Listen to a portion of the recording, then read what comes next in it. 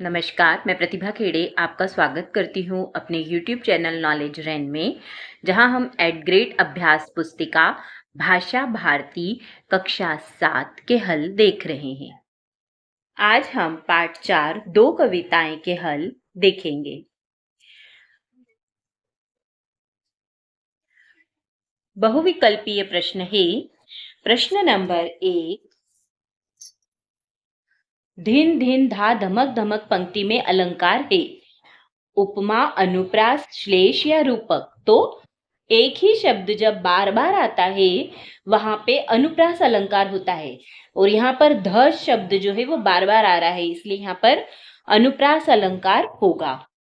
अगला है, फूले कदम्ब कविता में कवि का मन किसे छूना चाहता है?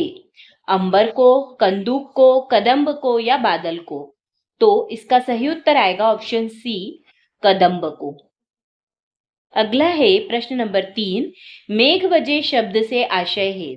बादल गरजे, बादल बरसे, बादल छाए या बादल नाचे। तो मेघ बजे, मेघों की आवाज मतलब बादल गरजे। ऑप्शन ए सही होगा इसका। कदम्ब के फूल के आकार की समानता है। चंदन से, मेंढक से, गेंद से या बादल से? तो कदम्ब के फूल के आकार की समानता किससे है? गेंद से है। पांचवा है, उपसर्ग के प्रयोग से बना शब्द है। दादुर, दामिनी, हरिचंदन या अभिनंदन। तो यहाँ पर अभिनंदन जो है इसमें उपसर्ग लगा हुआ है। अगला प्रश्न है, नीचे दिए गए शब्दों में से उचित शब्द चुनकर रिक्त स्थानों की पूर्ति कीजिए। में छठा है, मेघ बचे कविता में वर्षा ऋतु का वर्णन है। सावन का महीना बीतने के बाद कदम्ब खिलता है। मेघ बजे कविता में हल खेत का इंतजार कर रहा है। दादुर का कंठ दामिनी की दमक, तो शेर की दहाड़। लालच शब्द में आई प्रत्यय लगाकर बनने वाला शब्द ललचाई है। अति लघुत्तरीय प्रश्न है, दादुर का कंठ खुला से क्या आशय है? तो दादुर का कंठ खुला से आशय मेंढक की टर टर की आवाज से है। 12वां है, मेघ बजे कविता में किस ऋतु का वर्णन किया गया है? मेघ बजे कविता में वर्षा ऋतु का वर्णन किया गया है। मेघ बजे और फूले कदम्ब कविताओं के रचयिता कौन है? तो मेघ बजे और फूले कदम्ब कविताओं के रचयिता नागार्जुन है। अगला है, दामिनी शब्द का एक पर्यायवाची शब्द वाक्य में प्रयोग कीजिए। तो दामिनी का अर्थ होता है बिजली, एक पर्यायवाची हो गया बिजली, और वाक्य प्रयोग करेंगे तो बारिश के समय में आसमान में बिजली चमकती है। प्रश्न नंबर 15 है, दो कविताएं पाठ से तुक वाले शब्दों का प्रयोग हुआ है। ऐसे तुक वाले शब्दों को खोजकर लिखिए, किसी एक शब्द का वाक्य में प्रयोग कीजिए। तो जो कविता है उसमें चंदन नंदन, बरस तरस, चमक दमक, रीता बीता, इस तरह के तुकबंदी वाले शब्दों का प्रयोग हुआ है, और इनमें से एक का वाक्य में प्रयोग करना है। तो पिताजी अपने बेटे के फेल होने की खबर सुनकर बरस पड़े। बरस से लिया है ये। 16, प्रश्न नंबर 16, पंख बना हरिचंदन पंक्ति का भावार्थ लिखिए। तो बरसात के पानी से कीचड़ भी चंदन की तरह बन गया है और धरती को शीतलता प्रदान कर रहा है।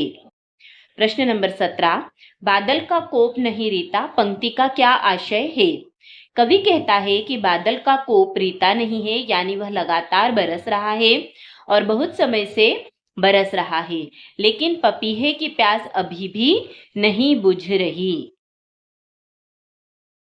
अगला प्रश्न है, ग्रीष्म ऋतु में प्रकृति में क्या क्या परिवर्तन होते हैं? अपने शब्दों में लिखिए। तो बसंत के बाद ग्रीष्म ऋतु आते ही प्रकृति का सौम्य, सुंदर, सुगंधित स्वरूप असहनीय ताप से कुरूप होने लगता है। गर्मी के कारण मानो धरती और आकाश जलने लगता है। दीर्घ उत्तरीय प्रश्न है प्रश्न नंबर 19, मेघ बजे कविता में वर्षा के किन किन रूपों का वर्णन किया गया है? तो मेघ बजे कविता में ग्रामीण परिवेश का वर्णन है। बादलों के आने पर उल्लास का वातावरण बनना, हवा चलना, पेड़ पौधों का झूलना, आंधी चलना, धूल उड़ना, लता का पेड़ की ओट में छिपना, बादलों का गहराना, बिजली का चमकना आदि का वर्णन किया गया है। अगला है प्रश्न नंबर 20। वर्षा ऋतु का वर्णन अपने शब्दों में लिखिए। तो वर्षा ऋतु में चारों तरफ हरियाली छा जाती है। ये सभी के लिए शुभ मौसम होता है और सभी खुशी के साथ ढेर सारी मस्ती करते हैं। पेड़ों पर झूले बन जाते हैं, कुएं तालाब नदियों में पानी बढ़ जाता है, मोर पपीहे कोयल बोलने लगती हैं और सभी खेत लहलहाने लगते हैं। मुझे वर्षा का मौसम बहुत अच्छा लगता है। धन्यवाद। आज के लिए इतना ही। अगले वीडियो में हम पार्ट 5 मध्य प्रदेश का वैभव के हल देखेंगे। अगर आपको मेरी वीडियोस पसंद आ रहे हैं तो कृपया इन्हें लाइक करिए, शेयर करिए और चैनल को सब्सक्राइब करिए।